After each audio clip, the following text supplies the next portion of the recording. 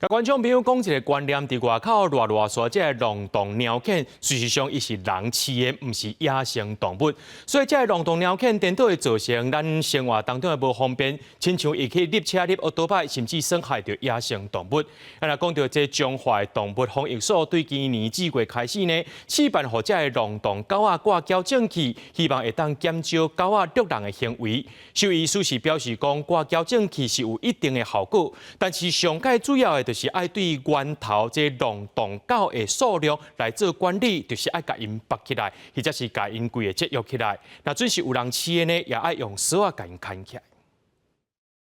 为监视器影片会当看到一只乌狗强强撞出来，徛铁马民众背护险，就安尼连人挂车累残。这是去年10月伫中华139县道发生的意外。这个月伫丰原嘛有时大因为龙洞狗撞车受伤，不闪时就传出有狗仔撞人的事件。中华动物防疫所决定试办，互龙洞狗伫颔棍挂矫正器的措施，希望减少狗仔撞人的行为。中华县政府提供一个叫做矫正棍要互这个虐人的狗仔来挂啦主要讲伊这个狗若挂这个矫正棍以后，伊咧行还是讲走的时阵伊前脚去讲着这棍仔会疼，所以就毋敢走，甚至行路伊会行较足慢就会用避免讲这个狗去虐人的这个情形发生。中华动物防疫所表示，使用的矫正器经过1摆的改良试验，对狗仔袂有伤害。连接棍仔的绳仔大概2-3礼拜就会转去。虽讲矫正器会当减少狗仔捉人的行为，但是兽医认为